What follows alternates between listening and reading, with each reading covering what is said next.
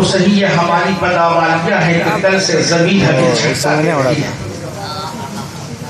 یہ ہماری گناہیں ہیں کہ ہم اپنی بنی بنائی عبادتوں میں معمولی چھٹکے کے در سے نکل لیتے ہیں، ہم بھاگتے ہیں۔ وہ کمسین بچے جنہیں کبھی ہم اپنے دوش پر اٹھاتے ہیں، گود میں اٹھاتے ہیں، سر پر بیٹھاتے ہیں، لیکن جب ہی جھٹکے کی خبر سنتے ہیں بچے کو چھوڑ کر نکل لیتے ہیں، بیوی کو چھوڑ کر نکل لیتے ہیں۔ جانتے ہو یہ میری بدعمالیوں کی سزا ہے۔ مؤذن نے کہا اللہ اکبر، تم نے اس کی آواز پر کان نہیں دھرے، مارکیٹ کی طرف جا رہے ہو۔ مؤذن کہہ رہا ہے حی علی الصلاۃ، تمہیں نماز کے لیے فرصت نہیں ہے، پیغمبر خدا تمہیں پکار کر کہتے ہیں یہ لوگوں کیا میں نے یہ تجھے پیغام نہیں دیا تھا کہ تو اپنے والدین کا احترام کر، لیکن تو اس ملکوتات سے میرے اس پیغام سے تیرے قدم ہٹ گئے ہیں، تو اہل صراط المستقیم کے ڈگر سے کٹ گیا ہے، تو بھٹک گیا ہے۔ تو غریب نواز تمہیں خشیت کا پروگرام دیتے ہیں کہ اگر تم واقعی مجھ سے محبت کرتے ہو، میرے دل داتا ہو، میرے چاہنے والے ہو، تو اللہ سے ڈرو۔ سنو، حضرت امام حسن بصری نے خشیت پر ایک واقعہ نقل کیا ہے، علماء کی توجہ چاہیے۔ حضرت امام حسن بصری فرماتے ہیں کہ ایک روز میں نے یہ ارادہ کیا کہ آج جب رات تاریخ ہوگی تو خانہ کعبہ میں حاضر ہوں گا، اپنے رب کے حضور سجدہ ریز ہو کر اپنی گناہوں سے تلافی مانگوں گا۔ اور رات کی گھڑی آتی ہے، توجہ دینا، ایک قوم کے غیر مسلمانوں، غیرت تمہاری پہچان تھی لیکن تم بے حیا ہو گئے ہو، نماز تمہاری شان تھی لیکن تم بے نمازی ہو گئے ہو، والدین کی محبت ہماری جان تھی لیکن تم اپنے والدین کو رلاتے ہو، تعلیم ہمارا مرض تھا لیکن تمہارے گھروں میں جہالت کا بسیرا ہے، ہماری بچیاں اگر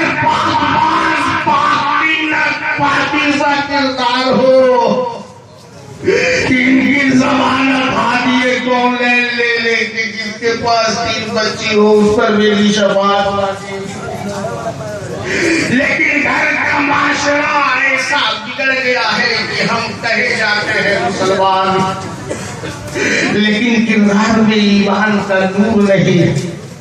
تو غریب نواز کے حوالے سے سنو، کب حضرت حسن بصری اپنے ارادے کے مطابق رات کی تاریکی میں جب خانہ کعبہ میں داخل ہوتے ہیں تو دیکھتے کیا ہے کہ کعبے کی چھت سے رونے کی گڑ گڑانے کی آواز آ رہی ہے۔ حضرت حسن بصری کو تردد ہوئی، سوچنے پر مجبور ہو گئے کہ آخر یہ آواز کس پر نہیں آ سکتی ہے، اور آج بھی اس قسم کی کہ اللہ میری آنکھوں نے خطا کی ہے، مجھے معلوم نہیں تو میری آنکھوں کے ساتھ کیا سلوک کرے گا، اے اللہ میرے بازوؤں نے خطا کی ہے، ہمیں معلوم نہیں تو میرے بازوؤں کے ساتھ کیا سلوک کرے گا، میرے پاؤں نے خطا کی ہے، ہمیں معلوم نہیں تو میرے ساتھ کیا سلوک کرے گا، اے اللہ میرے اوسان خطا تھے، مجھے معلوم نہیں تو ہمارے ساتھ کیا کرے گا، اے اللہ میں سراپا بدکار، خطاکار، گنہگار، عصیہ شعار، میرے پروردگار میں نے اتنی گناہیں کی ہے کہ میں اپنی گناہوں کو تیری بارگاہ میں نوٹ بھی نہیں کرا سکتا، لیکن اے پروردگار ہمیں معلوم نہیں تو ہمارے ساتھ کیا سلوک کرے گا۔ حضرت امام حسن بصری فرماتے ہیں کہ دعاؤں کی الفاظ کو سننے کے بعد مجھ پر خشیت کا سکتہ طاری ہو گیا، اور میری ضمیر نے مجھ سے کہا حسن لگتا ہے یہ کوئی ایسا عاصی بندہ ہے جس کے پاس بے شمار بے حساب گناہیں ہیں، اسی لیے اپنے رب کے حضور خطاؤں سے معافی چاہتا ہے۔ اب حضرت حسن بصری کے دل میں یہ خیال آیا کہ کیوں نہ چل کر دیکھا جائے کہ اللہ کا کون سا گنہگار بندہ ہے۔ جب بھی حسن بصری اس بندے الہی کے قریب جاتے ہیں، عقل نے کہا اے حسن دیکھ تو صحیح یہ کون ہے، لیکن عشق نے کہا نہیں حسن، بندہ اور معبود کے درمیان جب راز سربستہ ہو تو ایسی گھڑی پہ محیل نہیں ہونا چاہیے۔ یہ سوچ کر حضرت حسن بصری پیچھے اتر آتے ہیں، کعبے کے کونے میں کھڑے ہیں کہ جب وہ بندہ خدا کعبے سے اترے گا اور جائے گا تو دیکھوں گا یہ کون ہے۔ کچھ دیر گزری، کچھ گھڑی بیتی، کچھ پل کے بعد جب وہ بندہ خدا کعبے کی چھت سے اترا، کمری میں اپنے منہ کو چھپائے تاریخ گلیوں سے گزرنے لگا۔ حضرت حسن بصری کے اندر ذوق، تکبر و شوق، جستجو نے بیداری پیدا کی، دوڑ کر گئے، دامن کو پکڑ لیا، کہا اے بندے خدا ہمیں یہ تو بتا کہ تجھ سے کتنی گناہیں سرزد ہوئی ہے، کون سے تم نے خطا کی ہے کہ رب کے حضور گریہ پر گریہ، گریہ پر گریہ، گریہ پر گریہ کیے جا رہے تھے۔ بندہ جو اپنے رب کا محبوب ہے اپنے چہرے کو چھپائے جا رہا ہے، لیکن یہ آج بھی تو قاصر کی طرح ہاتھ جوڑے کھڑے ہیں، سرکار آپ بتاؤ تو صحیح کون ہو۔ اتنے میں اس اللہ کے محبوب بندے نے اپنے چہرے سے کمری کو ہٹایا۔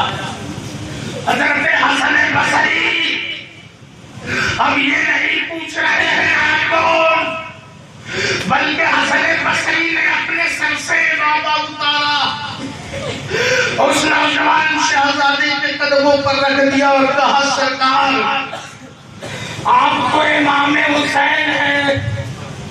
گویا حسن بصری زمانے کو یہ پیغام دے رہے ہیں، لوگوں تم کیسے غریب نواز کے جیالے ہو، ذرا دیکھو تو صحیح، جب تمہارا امام خدا سے اتنا ڈرتا ہے، تم غلام ہو کر خدا سے کیوں نہیں ڈرتے؟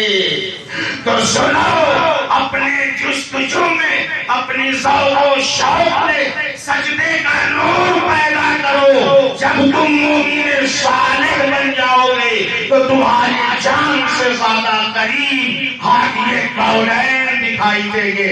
جدھر دیکھو گے مصطفیٰ کا جلوہ دکھائی دے گا، جس پر دیکھو گے مصطفیٰ کا جلوہ دکھائی دے گا۔ ہمیں جب سجدہ کرو گے تو این سجدے میں جلوہ کعبہ دیکھو گے، اور جب سجدے سے سر اٹھاؤ گے تو جلوہ مصطفیٰ دیکھو گے، جلوہ مصطفیٰ دیکھو گے۔ تم پاک باز بنو، متقی بنو، بادشاہ بنو، اپنے ماں باپ کو نہ ستاؤ، بڑوں کا احترام کرو، اپنے چھوٹوں سے پیار کرو، تم اپنے آپ کو ایسا بنا لو۔ میرے دوستو، جب تم تقیات سیٹی سے نکلو تو تمہیں یہ کسی سے بتانے کی ضرورت نہ پڑے کہ میرا نام نور علی ہے، تمہیں یہ بتانے کی ضرورت نہ پڑے کہ میرا نام غیاث الدین ہے۔ تم اپنے آپ کو ایسا سنبھالو تو تمہیں یہ کہنے کی ضرورت نہ پڑے کہ میں شبیب اختر ہوں، جمیل اختر ہوں، ابو صالح ہوں، ابو لیث ہوں، غلام صادق ہوں، غلام ربانی ہوں، بلکہ ایسا بن جاؤ کہ جب تم چلو تو تمہیں دیکھنے والا یہ کہے اے لوگوں دیکھو مصطفیٰ کا غلام جا رہا ہے، نعرہ تکبیر، نعرہ رسالت، فیضان غوث اعظم، فیضان مخدوم سمنا، فیضان خواجہ غریب نواز، سبحان اللہ سبحان اللہ۔ تو زخم قانون پیدا کرو، یقیناً غریب نواز تمہاری جھولی کو بھرتے ہیں، بھریں گے، لیکن ہمارے لیے یہ ضروری ہے ہم ان کے آدرشوں کا پالن کریں۔ ان کے کہے ہوئے وصول کے مطابق اپنی زندگی کو گزارا. جس نے ان کے مطابق ان کے اقوال و افعال کے سانچے میں اپنے کو ڈھال لیا. دیکھ لو کوئی نظام الدین بن کر کے چمک رہا ہے, کوئی قطب الدین بن کر کے چمک رہا ہے, کوئی فرید الدین گنج شکر بن کر کے چمک رہا ہے.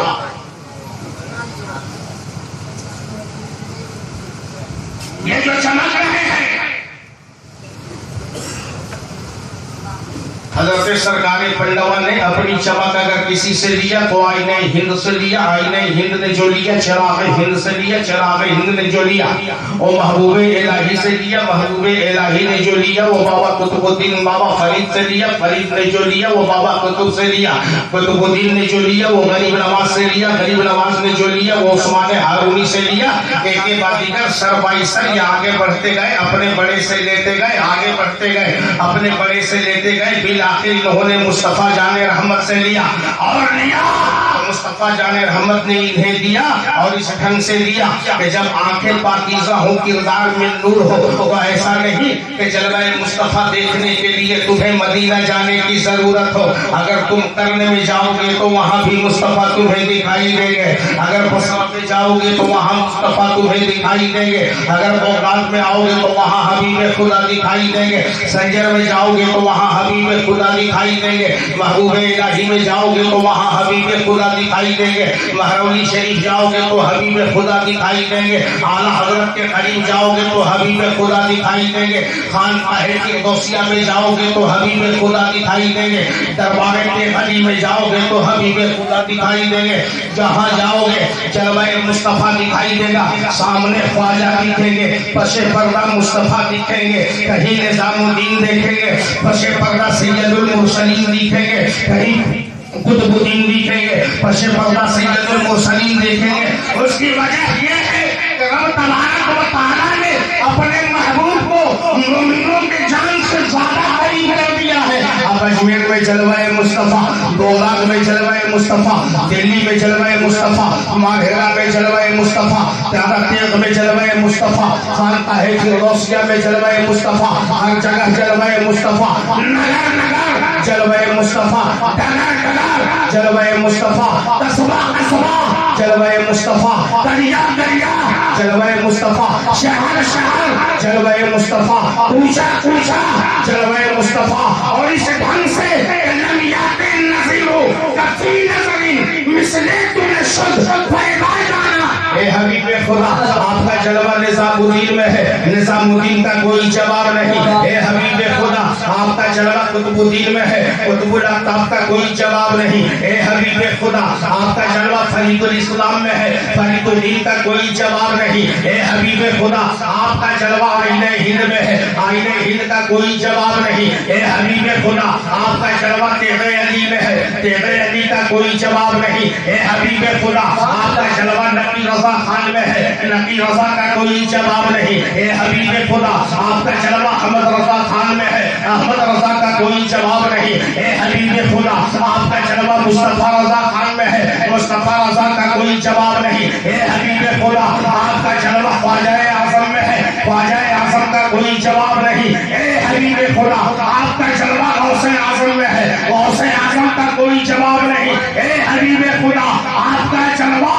امام اعظم میں ہے, امام اعظم کا کوئی جواب نہیں. آپ کا جلوہ صدیق اکبر میں ہے, صدیق اکبر کا کوئی جواب نہیں. صحابیت لاجواب, اہل بیت لاجواب, تابعیت لاجواب, تبع تابعی لاجواب, قطب الاقطاب لاجواب, اغواث لاجواب, ایسا لاجواب کہ مصطفیٰ لاجواب, غلام لاجواب, دین لاجواب, قرآن لاجواب. تو سنو عمل سے, کردار ہے, علم سے, فضل سے تم اپنے آپ میں ایسی نکھار پیدا کرو کہ دنیا کہے لاجواب کے غلام بھی لاجواب ہے, یہ بھی لاجواب, ان کا کردار بھی لاجواب. سبحان اللہ, سبحان اللہ. نعرہ تکبیر, نعرہ رسالت, مسلک اعلیٰ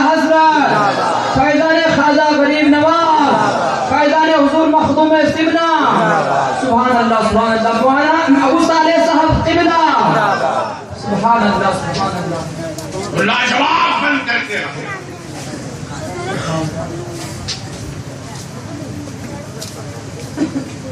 حضرت غریب نواز اپنی ملفوظہ شناخت میں فرماتے ہیں کہ تعلیم حق اس وقت ٹائم دیکھنے کا تھا. کی خصوصیت یہ ہے کہ اپنے والدین کا چہرہ محبت سے کرے. صاحب کی سرپرستی میں ہے تو کچھ تصوف کی بھی تو باتیں ہو جائیں. کیا فرماتے ہیں؟ تعلیم حق کی خصوصیت یہ ہے کہ وہ اپنے والدین کا چہرہ محبت کی نظر سے تکے.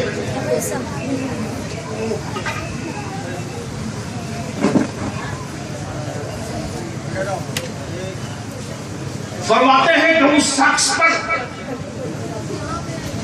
کبھی بھی بیان رحمت کا نزول نہیں ہوتا جس سے اس کے والدین ناراض. مجلس غریب نواز کی، غلام غریب نواز کی، ہم رب سے یہ دعا کریں گے کہ پروردگار یہ تیرے عاجز و قاصر بندے ہیں، بڑی گناہگار ہیں میرے معبود، ہم سب گناہگار خطا کار سیاہکار ہیں. اے پروردگار ہمیں اپنے محبوبوں کی راہ پر چلنے کی توفیق عطا فرما. میرے معبود ہم سبوں کی اصلاح فرما، ہم سبوں کی اصلاح فرما، ہمیں اپنے والدین سے محبت کرنے کی توفیق عطا فرما.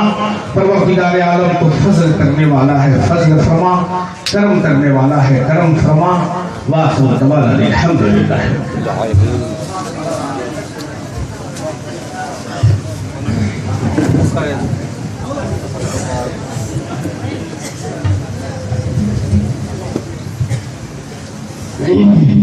سبحان اللہ سبحان اللہ. حضرات بہت ہی رشتے دار گفتگو سے آپ حضرات جعفران زار ہو رہے تھے. محسوس ایسا ہو رہا تھا یوں کہہ دوں کہ مالو سر چاہیے نا تخت سلیمہ ہم کو، مالو سر